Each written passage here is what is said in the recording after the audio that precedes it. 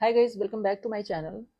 जो हम सीरीज चला रखे हैं एक, जिसमें हम सीजीएल की सारी पोस्ट के बारे में बात करते हैं इन डिटेल, सो दैट जब आप अपना पोस्ट प्रेफरेंस फॉर्म भरो तो आपके पास एटलीस्ट सारी पोस्ट जितनी भी हैं सीजीएल की, जो बहुत अच्छी पोस्ट है, उनके बारे में प्रॉपर नॉलेज होनी चाहिए, जिसके बेस पे आप अपना डिसीजन ले सको। ठीक है, ताकि आपकी जो मनपसंद पोस्ट है वो चूज कर सको, एटलीस्ट उसको प्रायोरिटी पे भर सको। फिर तो कट ऑफ के बाद जो असाइन होता है वो होता ही है। ठीक है, बट उस डिसीजन मेकिंग में आपको हेल्प करने के लिए, आपको उस पर्टिकुलर जॉब की सारी इन्फॉर्मेशन प्रोवाइड करने के लिए मैंने ये सीरीज स्टार्ट करी थी। इसमें ऑलमोस्ट काफ़ी सारी वीडियोस आ गई हैं। ठीक है, तो जैसे अगर मैंने एएसओ इन सीएसएस की डाल दी, ASO in ministry of external affairs की डाल दी, तो बाकी की जो एएसओ पोस्ट है ना, काइंड ऑफ सिमिलर पोस्ट हैं, तो आप उनका आइडिया उस चीज़ से ले सकते हो। बाकी हालांकि मैं डालूंगी इंडिविजुअल पोस्ट सारी जितनी भी एएसओज की हैं, बट मीन वाइल अभी मेंस अप्रोच कर रहा है, उसके with in 10 to 15 days I guess preference form आ जाएगा। जब तक मेरे से जितना हो पाएगा 2 या 3 वीडियो और डाल दूंगी मैं। ठीक है, तो मोटा मोटा आपको जिससे आइडिया हो जाए और आप अपना डिसीजन अच्छे से ले पाएँ। ठीक है, चलिए। आज की जो वीडियो है इसमें हम बात करेंगे about the complete job profile of ASO in IB, that is assistant section officer in intelligence bureau.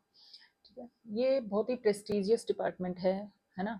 और इसका जो काम होता है बहुत ही डिस्क्रीट और बहुत कॉन्फिडेंशियल नेचर का होता है, as the name suggest, intelligence bureau. ठीक है, तो आज हम इस जॉब प्रोफाइल के बारे में बात करेंगे। एज यूजुअल सबसे पहले हम बात करेंगे सिलेक्शन प्रोसीजर में कि कैसे एएसओ इन आईबी का सिलेक्शन होता है, या आईबी डिपार्टमेंट में कैसे आप एंट्री ले सकते हो। सेकंड, उसके बाद हम बात करेंगे अबाउट द जॉब प्रोफाइल कि एएसओ इन आईबी का जॉब प्रोफाइल क्या रहता है। उसके बाद हम बात करेंगे कि इसके क्या प्रमोशनल एस्पेक्ट हैं। उसके बाद हम बात करेंगे कि इसकी क्या सैलरी है, क्या पर्क्स हैं। Later on will talk about transfer aspects. ठीक है, और जब ये पूरा कंप्लीट हो जाता है हमारा जॉब एनालिसिस, उसके बाद लास्ट में हम बात करेंगे कि इस जॉब के पॉसिबल प्रोज एंड कॉन्स क्या क्या हैं। ठीक है, जिससे दिस एंड दैट करके आप थोड़ा बहुत कंपेयर कर पाओगे कि ठीक है, whether this job is for you और नॉट। ठीक है, चलिए स्टार्ट करते हैं। सबसे पहले हम बात करते हैं सिलेक्शन प्रोसीजर की। सिलेक्शन प्रोसीजर में क्या होता है, इसमें एक जो एग्ज़ाम है, एएसओ इन आईबी बनने के लिए आपको जो एग्ज़ाम देना होता है वो एसएससी सीजीएल का एग्जामिनेशन होता है। लेकिन आईबी में आप और एक जो आईबी खुद से कंडक्ट करती है अपना एग्ज़ाम, वो भी आप दे सकते हो, जिसके थ्रू आप एसीआईओ की पोस्ट पे जाते हो। ठीक है, एसीआईओ का जॉब प्रोफाइल मैं सेपरेटली कभी किसी वीडियो में डालूंगी। फॉर टाइम बिंग हम एएसओ इन आईबी की बात करेंगे।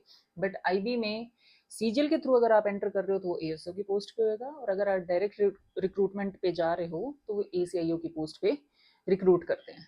ठीक है, उसके बारे में हम बाद में बात करेंगे। तो आईबी में जाने के दो मेथड तो हैं, बाकी यूपीएससी के थ्रू है वो एक डिफरेंट चीज़ है। ठीक है, हम बात कर रहे हैं सिर्फ ग्रुप बी की। तो सिलेक्शन प्रोसीजर की मैं बात करूं, एसएससी सीजीएल का एक एग्जाम होता है, staff selection commission combined graduate level examination. As the name suggest, आपकी मिनिमम एजुकेशन क्वालिफिकेशन ग्रेजुएशन तो होनी ही चाहिए। ठीक है, अगर मैं इसमें बात करूं तो इसमें टोटल 2 एग्जाम्स होते हैं, टीयर 1 जिसको प्री बोलते हैं और टीयर 2 जिसको मेंस बोलते हैं। टीयर 1 यानी कि प्री जो एग्जाम होता है वो क्वालिफाइंग नेचर का होता है, लेकिन उसकी कट ऑफ क्वालिफाई करना बहुत जरूरी है। तो जो आपका टीयर 1 होता है उसमें टोटल 4 सब्जेक्ट्स इंक्लूडेड होते हैं। फर्स्ट होता है रीजनिंग, सेकंड होता है जीके, थर्ड होता है क्वांटिटेटिव एबिलिटी या मैथमेटिक्स, और फोर्थ होता है इंग्लिश। ठीक है, हर किसी के 25-25 क्वेश्चंस होते हैं, इक्वल मार्क्स के क्वेश्चन होते हैं, 1 घंटे का पेपर होता है। स्पेशली एबल्ड कैंडिडेट्स के लिए 15 मिनट्स एक्स्ट्रा होते हैं। ठीक है, जब प्रिया आप क्वालिफाई कर जाते हो तो आप मेंस के लिए एलिजिबल हो जाते हो। मेंस में फर्दर 3 सेक्शंस होते हैं। ठीक है, सेक्शन 1 होता है जिसमें रीजनिंग और मैथमेटिक्स होती है, सेक्शन 2 होता है जिसके अंदर जीके और इंग्लिश होती है, और सेक्शन 3 होता है जिसमें कंप्यूटर नॉलेज होती है। अब जो मेंस है उसमें क्या करना होता है, आपको ना केवल मेंस की ओवरऑल कट ऑफ आपको क्वालिफाई करनी होती है, पास करनी होती है, उसके अलावा आपकी सेक्शनल कट ऑफ भी क्वालिफाई होनी चाहिए। सेक्शनल कट ऑफ का मतलब क्या है कि सेक्शन 1, सेक्शन 2 और सेक्शन 3 की इंडिविजुअल कट ऑफ्स निकलेंगी। ठीक है, और ओवरऑल कट ऑफ, दोनों कट ऑफ जो क्वालिफाई करेगा वही कैंडिडेट सिलेक्शन के लिए प्रोसीड करता है। ठीक है, तो आपको ये ध्यान रखना है कि इंडिविजुअल सेक्शनल कट ऑफ भी बहुत मैटर करती है। तो ये मैं क्यों हाईलाइट कर रही हूँ, इफेक्ट सेक्शन 3 के लिए जो कंप्यूटर नॉलेज है वो सिर्फ क्वालिफाइंग नेचर का है, उसके फाइनल जो आपका कट ऑफ निकलेगी उसमें मार्क्स ऐड नहीं होते हैं। ठीक है, हालांकि अगर आप उसमें अच्छा स्कोर करते हो तो जो पोस्ट डिमांड करती है स्पेशल टाइपिंग को, तो वो उसमें क्या होती है, आपकी प्रायोरिटी थोड़ी हायर हो जाती है। ठीक है, तो जब आप टियर टू का जब आप एग्ज़ाम दे देते हो, उसके कुछ 10 to 15 डेज़ के अप्रॉक्सीमेट एक प्रेफरेंस फॉर्म आपको आता है ऑनलाइन मोड से ही। उसके बाद वो प्रेफरेंस फॉर्म पोस्ट के लिए होता है, आपको अपनी पोस्ट प्रेफरेंस देनी होती है। Once you give that post preference, तो महीने 1.5 महीने के अराउंड लगभग रिजल्ट आ जाता है। जो रिजल्ट आता है उसमें आपको एक पोस्ट अलॉट हो जाती है। फॉर एग्जाम्पल आपको ASO इन IB अलॉट हो गया, ठीक है। फिर आपसे स्टेट प्रेफरेंसेस मांगी जाती हैं, ठीक है। अगर कोई जॉब प्रोफाइल ऐसा है जो डिमांड कर रहा है स्टेट प्रेफरेंसेस हो, तो वो मांगी जाती हैं और वो आपको फिल करनी पड़ती है। देन फाइनल रिजल्ट डिक्लेयर होता है जिसमें आपको स्टेट अलॉट होता है। फिर उस स्टेट में जाके आप ज्वाइन करते हो और अपनी डॉक्यूमेंट वेरिफिकेशन को कंप्लीट करते हो, ठीक है। सो अब हम बात करते हैं जॉब प्रोफाइल की। अब ASO इन IB क्या है? इंटेलिजेंस ब्यूरो, ठीक है। इंटेलिजेंस ब्यूरो का काम क्या होता है? इंटेलिजेंस ब्यूरो क्या है? हमारी एक ऐसी एजेंसी है जो एक्सटर्नल और इंटरनल थ्रेट जो कंट्री की सिक्योरिटी को लेकर होते हैं, उनको एडवांस में आइडेंटिफाई करके न्यूट्रलाइज करने का काम जो होता है, वो हमारे इंटेलिजेंस ब्यूरो का होता है। या फिर वो इंफॉर्मेशन पास कर देना टू द रेलेवेंट अथॉरिटीज, जो उस इंफॉर्मेशन के बेस पे एक्शन ले सकें, ठीक है। So that the set threat can be neutralised, ठीक है। तो ये जो मोटा मोटा समअप करके मैं आपको बताऊं, तो ये इंटेलिजेंस ब्यूरो का हमारे काम होता है, ठीक है। अब मल्टीपल सिक्योरिटी एजेंसीज होती हैं और इन सब को आपस में कोऑर्डिनेशन के साथ काम करना होता है, ठीक है। किसी एक एजेंसी से कोई एक इनपुट आता है, दूसरी एजेंसी को उस इनपुट पे फर्दर प्रोग्रेस करनी होती है और अपनी प्रोग्रेस को फर्दर शेयर करना होता है। And in collaboration with each other they work so that they can provide the maximum security to the nation against the unwanted threats, ठीक है। तो ये मोटा मोटा काम जो होता है वो इंटेलिजेंस ब्यूरो का यही होता है कि वो इंफॉर्मेशन गैदरिंग पे काम करता है रिगार्डिंग कोई भी थ्रेट जो कि देश की इंटरनल या एक्सटर्नल सिक्योरिटी को ब्रीच कर रहा हो, ठीक है, और उसको न्यूट्रलाइज करने की कोशिश करते हैं, ठीक है। या अगर इनके जॉब प्रोफाइल में वो चीज़ नहीं आती है, तो ये वो इन्फॉर्मेशन कंसर्न एजेंसी को पास कर देते हैं जो उस इन्फॉर्मेशन पे एक्शन ले सके, ठीक है। अब ASOs क्या होते हैं? असिस्टेंट सेक्शन ऑफिसर्स होते हैं, ठीक है। Assistant section officer in IB, इनकी जो पोस्ट होती है ना, वो मोस्टली डेस्क जॉब होती है। यानी कि इनका जो वर्क का नेचर होता है वो क्लैरिकल नेचर होता है, ठीक है। IB में इस लेवल पे लेवल 7 की पोस्ट होती है ASO, लेवल 7 पे ही IB। तो IB क्या करती है? डायरेक्ट रिक्रूटमेंट भी करती है on the post of ACIO, that is assistant central intelligence officer, ठीक है। वो भी लेवल 7 की पोस्ट है। वो जो पोस्ट होती है वो फील्ड जॉब होती है, ठीक है। उनका जो काम होता है more close to the nature of the department of intelligence bureau होता है। बट ASO जो होते हैं उनका क्या होता है? मोस्टली डेस्क जॉब होता है। अब वो काम क्या करते हैं, ठीक है। ASO क्या काम करेंगे? नोटिंग का काम करेंगे, ड्राफ्टिंग का काम करेंगे, रिपोर्टिंग का काम करेंगे, कोऑर्डिनेशन का काम करेंगे, एडमिनिस्ट्रेशन का काम करेंगे, ठीक है। अब मैं इसको डिटेल्स में आपको अगर बताऊं तो क्या होता है कि जैसे ACIOs होते हैं वो फील्ड में जाते हैं, फील्ड में काम करते हैं, फिर उसका जो डेटा है वो प्रोवाइड करते हैं। या फिर अगर कोई हाई कॉन्फिडेंशियलिटी का कोई इंफॉर्मेशन है, तो उसको कंपाइल करके उस रिपोर्ट को बनाते हैं, उस रिपोर्ट को पास ऑन अपनी हायर अथॉरिटीज़ को करते हैं। तो समटाइम्स उनके बीच में जो कोऑर्डिनेटिंग एजेंट होते हैं वो ASOs होते हैं। और समटाइम्स क्या होता है कि वो जो इन्फॉर्मेशन अगर मैक्सिमम कॉन्फिडेंशियलिटी और स्क्रूटनी की नहीं होती, तो वो इन्फॉर्मेशन ASOs को प्रोवाइड करते हैं। ASOs उन इन्फॉर्मेशन को कंपाइल करते हैं, रिपोर्ट फॉर्मेट में तैयार करते हैं और अपनी हायर अथॉरिटीज़ को सेंड करते हैं, ठीक है। बट उसके अलावा क्या होता है? Coordination between the agencies also ASOs में मैनेज करते हैं, ठीक है। क्या होगा कि मानो हमें एक दूसरे डिपार्टमेंट के साथ कोई कम्युनिकेशन करना है, दूसरी मिनिस्ट्री के साथ कोई कम्युनिकेशन करना है, तो कोऑर्डिनेशन का काम जो होता है वो ASOs का होता है, ठीक है। उसके अलावा जितना भी फाइल वर्क मैनेज होता है, मेंटेनेंस ऑफ फाइल्स होती है, वो सारा काम भी ASOs करते हैं। अगर इनको असाइन किया जाए तो ये एक पर्टिकुलर सिक्योरिटी टास्क को भी मैनेज करते हैं, ठीक है। तो जितना भी सिक्योरिटी वाला स्टाफ है उनको मैनेज करने का काम, उनके साथ इंस्पेक्शन का काम भी ASOs का होता है। अगर इनको लगे कि किसी भी ऑब्जेक्ट और पर्सन की वजह से किसी तरह का सिक्योरिटी ब्रीच हो सकता है, तो ये टेम्परेरीली उसको क्या कर सकते हैं? They can temporarily nap the person also, ठीक है।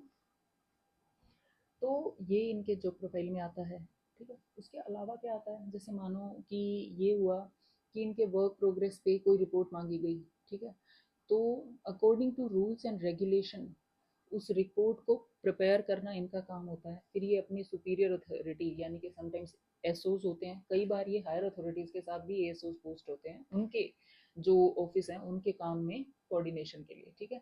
तो जो भी इनके सुपीरियर अथॉरिटी है उनको ये पुटअप करते हैं, अगर उनको कोई करेक्शन चाहिए तो वो सजेस्ट करते हैं, अकॉर्डिंगली ये रिपोर्ट फिर से प्रिपेयर करते हैं और उसके बाद उस रिपोर्ट को with the approval of higher authority जो भी कंसर्न पर्सन है उसको सेंड करते हैं, ठीक है। तो मोटा मोटा काम इनका यही होता है, क्योंकि ये डेस्क जॉब है। फील्ड जॉब में इनको मोस्टली नहीं जाना पड़ता। In rare scenario if they find that the certain person has the capability and analytical skills जो कि फील्ड में भी काम आ सकते हैं, तो उस रेयर सिनेरियो में फील्ड जॉब प्रोवाइड होती है, फील्ड टास्क प्रोवाइड किए जाते हैं। उसके अलावा आपका काम सिर्फ डेस्क जॉब का होता है, ठीक है, आपका काम इससे ज़्यादा नहीं होता। उसके अलावा क्या करते हैं, आरटीआईज फाइल होती हैं, किसी को कोई इन्फॉर्मेशन चाहिए। हालांकि इंटेलिजेंस ब्यूरो आरटीआईज को रिस्पॉन्ड नहीं करता, क्योंकि आरटीआई में एक क्लोज होता है कि अगर आपका जो वर्क प्रोफाइल है वो इन्वेस्टिगेशन नेचर का है तो आप वो इन्फॉर्मेशन डिनाई कर सकते हो अगर वो पब्लिक इंटरेस्ट में नहीं है, ठीक है, और आपकी कॉन्फिडेंशियलिटी किसी भी तरह से ब्रीच हो रही है तो आप वो इन्फॉर्मेशन डिनाई कर सकते हो। और इस क्लोज के अंडर मोस्टली आरटीआई एप्लीकेशंस का रिस्पॉन्स इंटेलिजेंस ब्यूरो नहीं करता है। जैसे इनकम टैक्स में इन्वेस्टिगेशन में कोई भी आरटीआई लगती है तो मोस्टली इन्वेस्टिगेशन विंग उसको डिनाई कर देती है based on the investigation aspect attached with the information, ठीक है। अगर बहुत ही जनरल इंफॉर्मेशन है तो बात अलग है, ठीक है। उसके अलावा एडमिनिस्ट्रेटिव वर्क भी इनका होता है। जैसे फॉर एग्जांपल इतना सारा स्टाफ काम कर रहा है, सब काम कर रहे हैं, तो उनकी salaries, stationery, management of office, operations of the office, इन सबको मैनेज करने का काम भी एएसओ का होता है, ठीक है। ऑब्वियसली इनके सुपीरियर ऑफिसर्स होते हैं जिनके साथ ये अटैच होते हैं, उनको ही ये रिपोर्ट करते हैं, बट ग्राउंड लेवल पे जो काम होता है वो एएसओ का होता है। ऑब्वियसली इनके साथ भी स्टाफ रहता है जो इनको असिस्ट करता है, बट ग्राउंड लेवल पे काम जो होता है वो एएसओ का होता है, ठीक है। उसके अलावा डेटा एंट्री और मैनेजमेंट का काम भी इन्हीं का होता है। ये क्या करते हैं, ठीक है, कोई भी डेटा इनके पास आया उसको कंसोलिडेट करेंगे, ठीक है, कंसोलिडेट करने के बाद उसको क्या करेंगे, ये फिल्टर करेंगे इस इंफॉर्मेशन को किस फॉर्मेट में किस अथॉरिटी को शेयर करना है, ठीक है। उसके बाद फाइल मैनेजमेंट का काम भी करेंगे, ठीक है।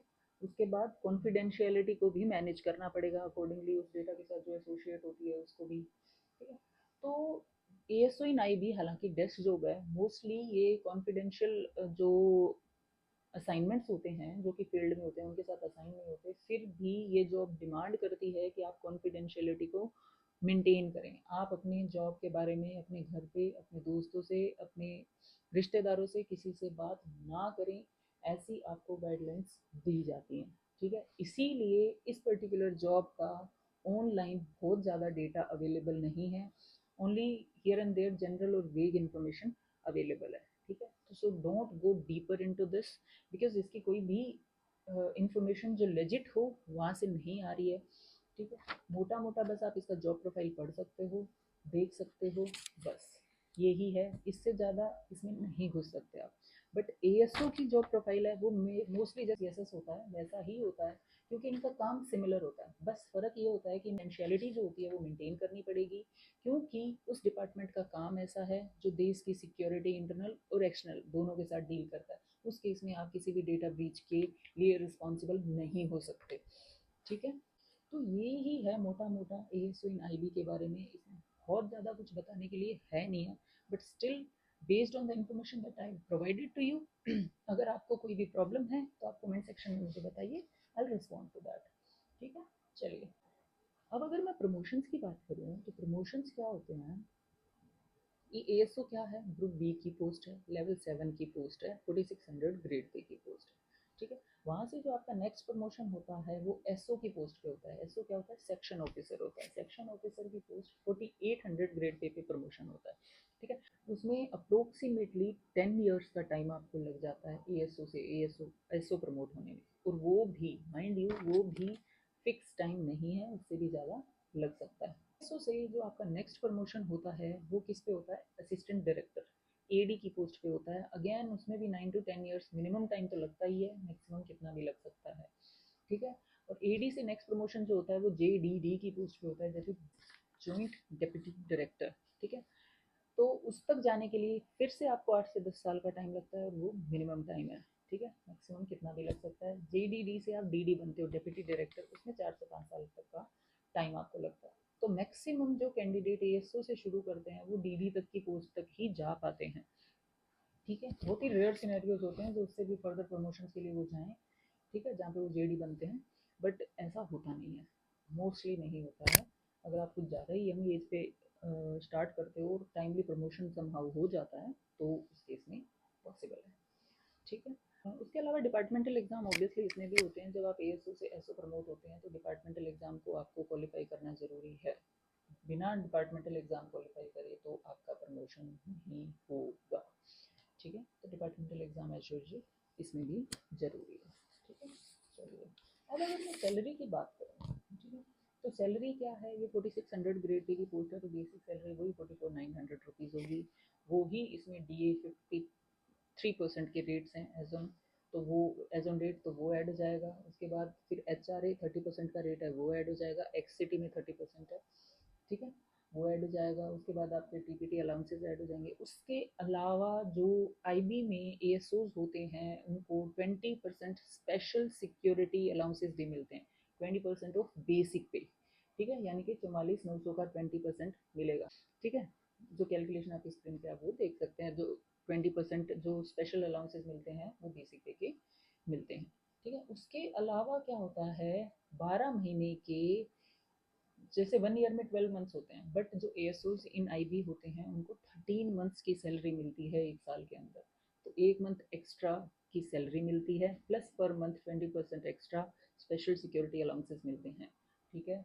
तो अगर मैं मॉनिटरी बेनिफिट देखूं तो इसमें ज़्यादा है as compare to the similar job in SSC CGL, ठीक है। अगर आपको ये एस्पेक्ट सही लगे तो आप बिल्कुल इस पर कंसिड्रेशन रख सकते हैं।